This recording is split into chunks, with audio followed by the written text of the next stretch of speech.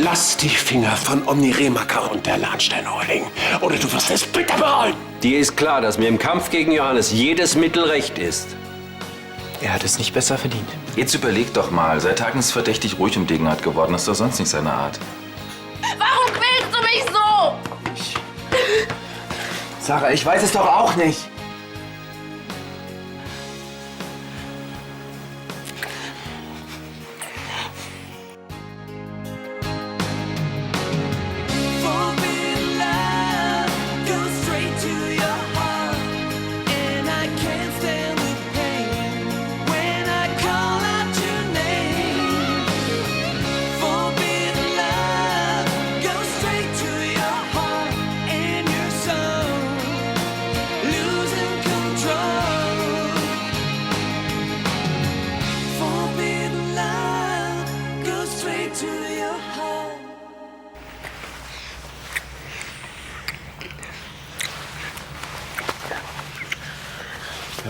Hör auf, hör auf, hör auf! Entschuldige, Ich bin mit Jana zusammen. Ich liebe sie. Und wenn du als meine Halbschwester das nicht kapierst, dann... Ich will dich nicht mehr sehen. Aber... Nichts aber! Es geht nicht! Und ich will es auch nicht! Kapier das endlich!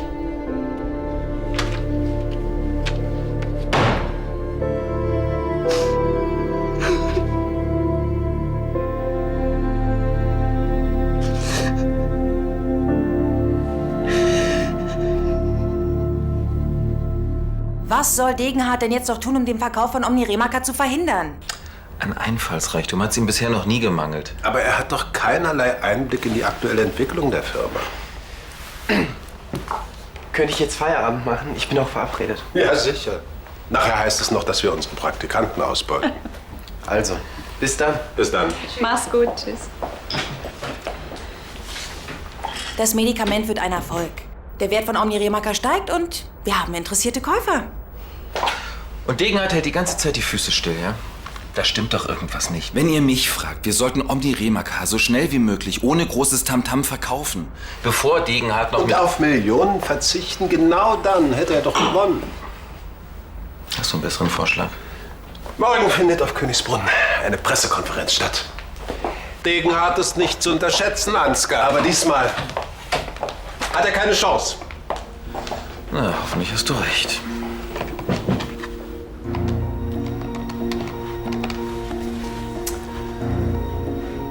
Ja, von Lahnstein hier.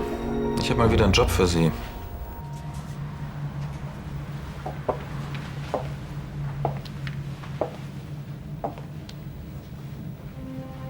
Wir dürfen das nicht. Und warum nicht? Wir sind Geschwister.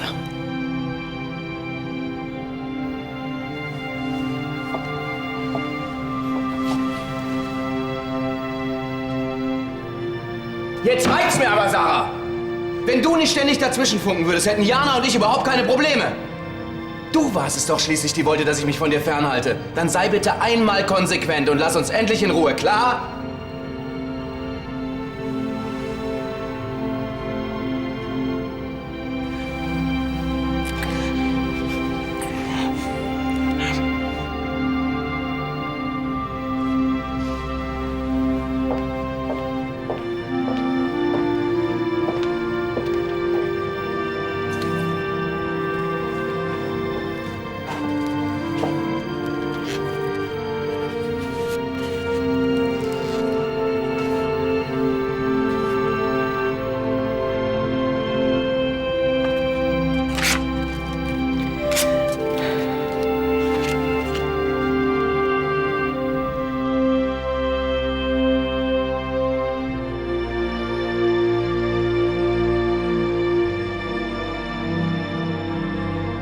Ich habe Zeit gebraucht, um mit meiner Vergangenheit abzuschließen. Aber von nun an, und das verspreche ich dir, werde ich dich nie mehr anlügen.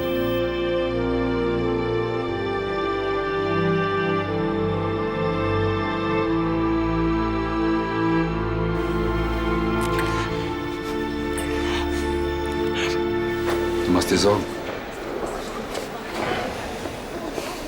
Auch wenn Janas Blutwerte im Moment sehr kritisch sind. Sie wird sich wieder erholen. Ja, das hoffe ich auch.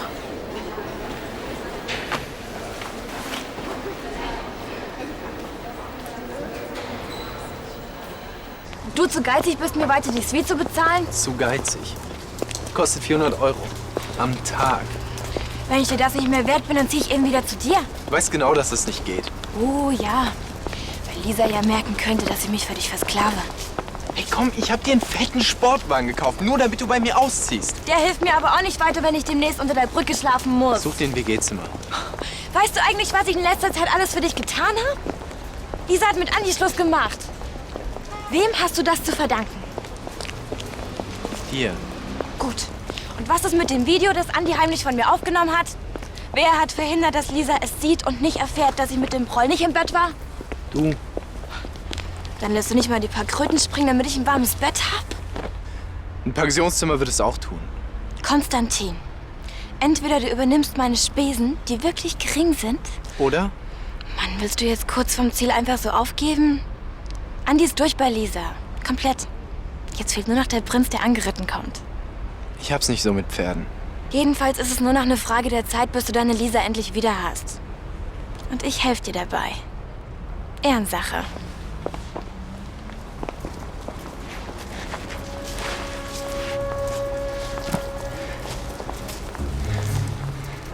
Das kannst du knicken, Baby.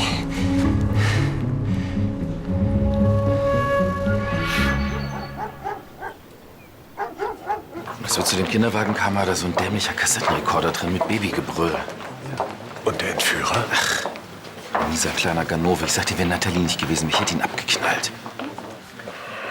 Entschuldigt bitte, aber ich denke, wir sollten jetzt anfangen. Ja, sofort, Elisabeth. Es macht mich wahnsinnig, nicht zu wissen, was mit meinem Enkel ist. Wir dürfen die Firma deswegen trotzdem nicht vernachlässigen. Ja, und mit der geht es aufwärts. Sobald wir Omni Remaker verkauft haben, sind wir den Kredit los und wir sind degenachtlos. Ich begrüße ganz herzlich die Vertreter der Presse und freue mich über Ihr zahlreiches Erscheinen. Eine besondere Freude ist es mir, Ihnen heute mitteilen zu können, dass Omni Remaker auf dem Gebiet der Antihistamine ein sensationeller Durchbruch gelungen ist.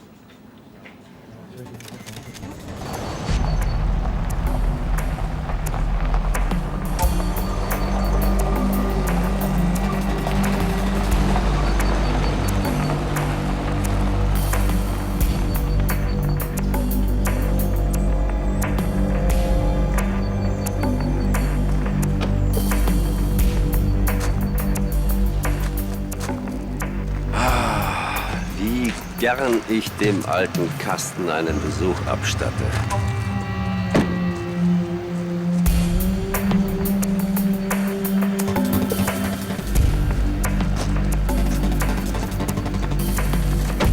So, Frau Brammer, das ist Schloss Königsbrunn. Ich war noch nie auf so einem vornehmen Anwesen. Keine Sorge, die haben die Tiefenteller auch nicht erfunden. Sie sind doch nicht etwa nervös?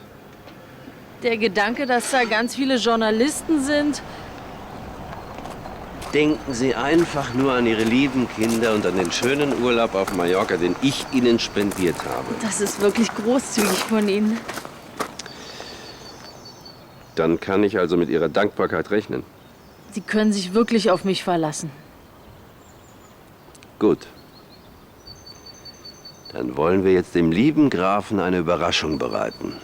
Und ich bin ganz sicher, dass er sich riesig darüber freuen wird.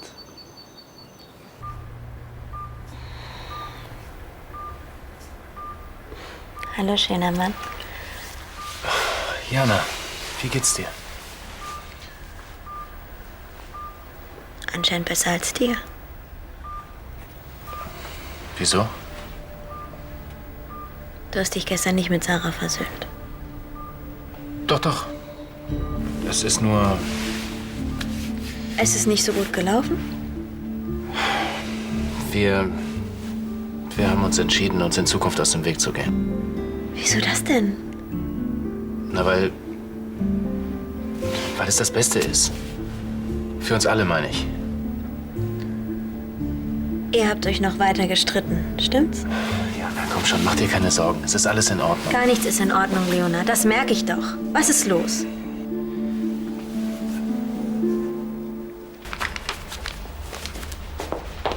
Das geht bitte so schnell wie möglich raus. So, ich muss jetzt zur Pressekonferenz. Aber haben Sie nicht noch einen Termin mit Herrn Hartmann? Erst heute Mittag. Der Pförtner hat ihn gerade angemeldet. Was? Guten Tag, Gräfin Lahnstein. Herr Hartmann, hallo. Sie sind reichlich früh. Entschuldigen Sie, bei mir ist ein Termin ausgefallen. Deswegen dachte ich... Es tut mir furchtbar leid, ich muss ganz dringend zur Pressekonferenz. Vielleicht könnte ich das ja übernehmen. Sicher ist Ihnen des Schneiders ein Begriff? Ich habe schon viel davon gehört. Die Küche soll vorzüglich sein. Dann macht es Ihnen nichts aus, wenn Sie dort auf mich warten? Überhaupt nicht. Vor allem die Aussicht auf eine so attraktive Begleitung. Gut, Olivia. Dann gehen Sie mit Herrn Hartmann in Schneiders. Ich komme dann so schnell wie möglich nach. Gern. Keine Aussetzer, Skandale oder Peinlichkeiten. Kann ich mich darauf verlassen? Frau Gräfin, Kundenbindung ist meine Stärke.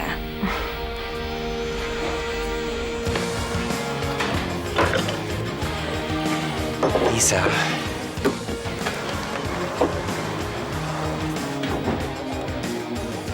Hallo, Nico. Hi. Bringst du mir einen Pepper an den Tisch, bitte? Klar, danke.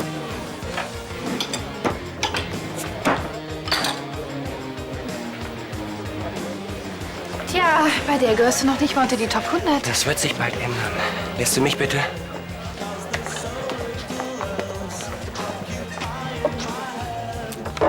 Bitte schön. Eine kleine Dia-Show gefällig? Von deiner Nacht mit Olivia. Besten Dank. Hast du ein neues Hobby? Landschaften fotografieren. Landschaften mit Idioten davor. Na, wer sind die beiden da drauf? Sind das Konstantin und Olivia? Genau. Dein Mr. Lockenkopf hat Olivia beauftragt, uns beide auseinanderzubringen. Warum sonst sollte er sich ernsthaft mit so einer Schlampe abgeben? Mit Histalikrin wird dem europäischen Markt endlich ein Medikament zur Verfügung gestellt, das die Lebensqualität der Patienten um ein Vielfaches verbessert. Ja, bitte. Und welche Nebenwirkungen hat das Präparat? Wir haben Histalikrin an mehr als 2000 Probanden getestet und es konnten keinerlei Nebenwirkungen festgestellt werden. In unserem Pressematerial finden Sie dazu alle erforderlichen Informationen und Zahlen. Die wie üblich im Hause Lahnstein erfunden und manipuliert worden sind. Adria. Hab ich's doch gewusst. Sie verlassen sofort den Raum. Graf Lahnstein, ich möchte nur vermeiden, dass noch mehr Patienten an den massiven Nebenwirkungen dieses Medikaments leiden müssen. Welche Nebenwirkungen? Frau Brammer ist eine der Probandinnen, die in den letzten Wochen Histalikrin getestet haben. Seither kann sie kein normales Leben mehr führen. Das ist Hausfriedensbruch. Sie verlassen sofort das Anwesen.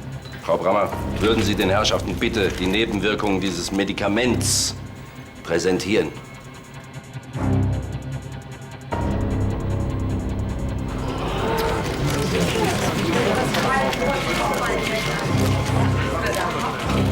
Ich denke, die Damen und Herren der Presse erwarten eine Erklärung.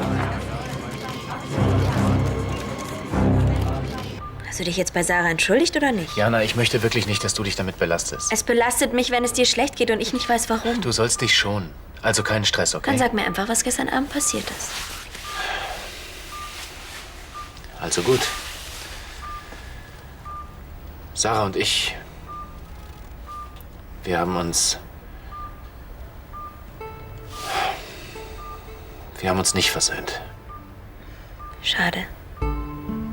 Ja. Sie hat meine Entschuldigung einfach nicht angenommen, hat mir immer weiter Vorwürfe gemacht. Naja, ist ja auch kein Wunder nach allem, was ich an den Kopf geworfen habe. Und dann? Und dann? Gar nichts. Ich bin dann irgendwann gegangen. Hat alles keinen Sinn mehr gemacht. Jana, das einzig Wichtige ist doch, dass wir beide glücklich sind. Der Rest ist vollkommen egal. Und die Sache mit Sarah. Lass sie einfach eine Weile in Ruhe. So ein ein Streit zwischen Geschwistern hält doch nicht ewig an. Nur 1-2 Stunden nach Einnahme des Medikaments fingen die Nebenwirkungen an. Und welche genau? Juckreiz am ganzen Körper. Ich musste mich die ganze Zeit übergeben. Und am nächsten Morgen begann der Haarausfall. Glauben Sie dieser Frau kein Wort, das ist doch das Reich, was wir sehen. Wie alt sind Sie? Na? Die Journalisten reißen sich ja richtig darum, über Omni Remaker zu berichten. Sie glauben doch nicht, dass wir auf sowas nicht vorbereitet waren. Dieser Unsinn wird natürlich nicht gedruckt. Ich sehe schon, mit Ihnen ist nicht zu spaßen, Herr Graf. Deswegen lassen Sie sich bloß nicht ablenken. Durch einen kleinen Waldspaziergang zum Beispiel. Ja, haben sich neulich in der Natur gut amüsiert. Sie haben... Ich habe gar nichts. Ich weiß nur, dass Sie die guten alten Dinge lieben. Deswegen ist Ihnen ein Kassettenrekorder sicher lieber als ein MP3-Player. Sie mieses Schwein. Hören Sie auf! Ansgar, bist du wahnsinnig? Das liegt in der Familie. Halt die Fresse.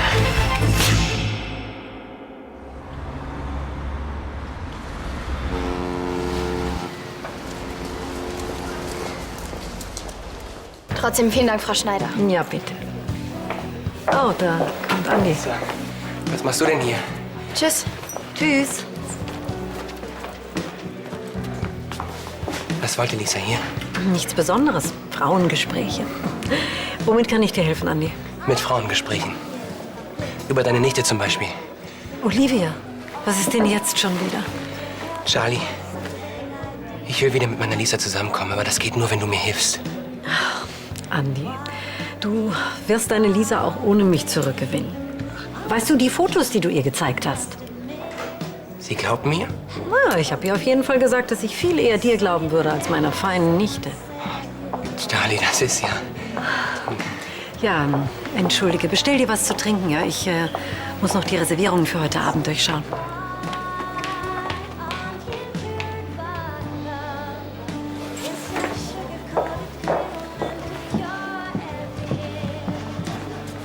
Entschuldigung. Hallo, Olivia. Andi, du siehst schon, dass ich hier geschäftlich bin?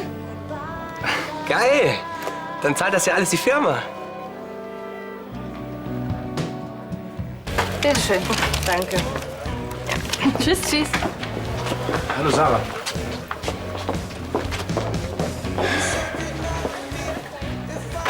Frag nicht. Sarah kommt nicht damit klar, dass ich jetzt mit Jana zusammen bin. Du hast eben ein großes Herz. Nein, ich meine, dass ich endgültig mit ihr zusammen bin. Nicht aus Mitleid. Aber das ist doch gut für euch. Und Jana hat es wirklich verdient, eine klare Ansage zu kriegen nach diesem ganzen Hin und Her. Besonders toll fand ich das auch nicht. Das kannst du mir glauben. Aber glücklich scheinst du mir jetzt nicht zu sein. Scheinbar können Sarah und ich deshalb nicht mehr wie normale Menschen miteinander umgehen. Ziemlich normal, würde ich sagen. Du hast dich für Jana entschieden. Also gegen Sarah. Das tut weh. Ja, aber ich kann es nun mal nicht ändern. Jana ist die Frau, die ich liebe. Und Sarah muss das nun mal akzeptieren.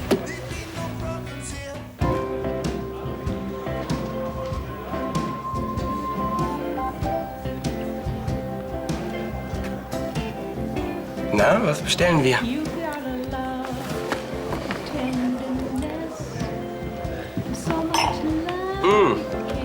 Das ist doch ganz gut. Hey, was soll das? Jetzt machen Sie sich doch mal locker. Sonst haben Sie bei der Tussi überhaupt keine Chance. Oh, ich bin keine Tussi. Auf Champagner steht sie übrigens ganz besonders. Den teuersten am liebsten. Andi, würdest du jetzt bitte gehen? Aber du hast mich dem Herrn doch noch gar nicht vorgestellt. Fritsche, mein Name. Andi Fritsche, hallo. Sehr erfreut. So, das reicht. Da ist die Tür. Zick doch bitte nicht so rum. Ich interessiere mich nur dafür, mit wem du arbeitest. Wissen Sie, ich bin Olivias Freund. Ah. Das stimmt nicht. Und das interessiert Herrn Hartmann bestimmt auch nicht. Naja, vielleicht interessiert Herrn Hartmann, aber dass du die größte Schlampe Düsseldorfs bist. Weswegen ich ganz gerne mal ein Auge auf sie habe. Was? Verstehen Sie mich nicht falsch. Wir sind rein geschäftlich hier. Genau, das will ich dir auch raten. Sonst breche ich dir jeden Knochen einzeln, ist das klar? Andi! Was ist denn hier los? Offensichtlich habe ich die Lahnstein Holding als Geschäftspartner völlig falsch eingeschätzt. Auf diesem Niveau ist eine Zusammenarbeit für mich nicht möglich. Richten Sie das Ihrer Chefin aus.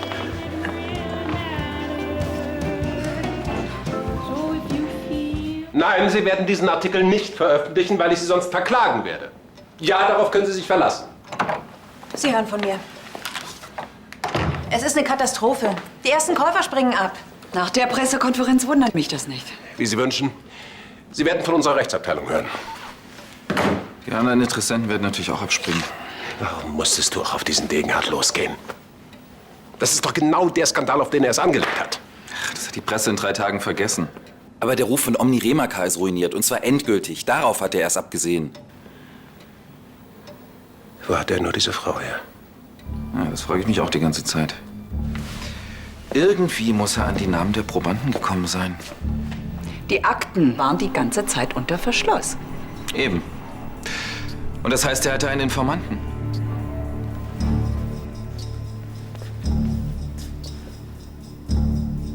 Und zwar aus unseren eigenen Reihen. Ansgar hat auf dich eingeprügelt? Oh, ich habe ihn nur ein bisschen provoziert. Das kann er gar nicht vertragen. Der Spaß war es mir wert. Und diese Probandin hat ihren Job gut gemacht? Genau wie die Maskenbildnerin.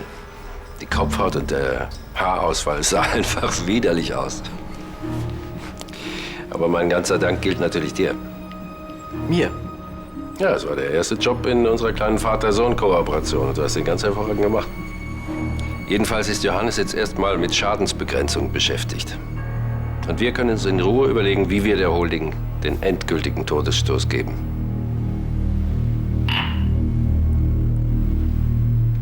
Naja, also es ist nicht ganz so gelaufen, wie ich mir es vorgestellt habe. Und Herr Hartmann? Ich dachte es mir doch. Man kann sie einfach nicht auf unsere Kunden loslassen. Es war nicht meine Schuld. Frau Schneider, wir besprechen das später. Ich habe gerade überhaupt keinen Kopf dafür. Okay. Wenn ich deinetwegen meinen Job verliere. Dann klappt's bestimmt beim nächsten Mal. Ich habe noch jede Menge solcher Gimmicks auf Lager. So ein Schlappschwanz wie du. Was soll denn da schon bei rauskommen außer heiße Luft? Sehr heiße Luft. Und die wird verdammt unangenehm werden für dich. Okay. Du willst also richtigen Stress, hm? Kannst du haben. Stress? Den bekommst höchstens du.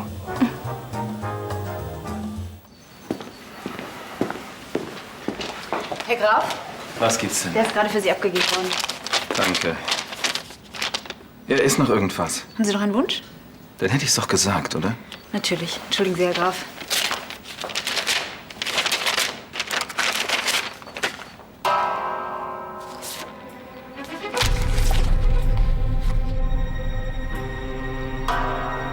Konstantin.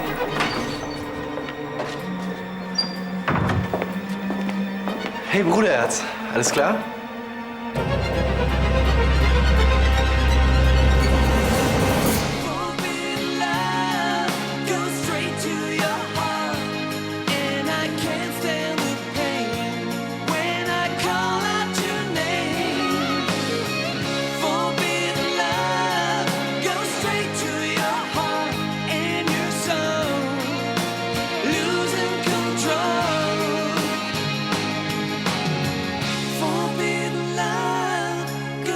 to your heart.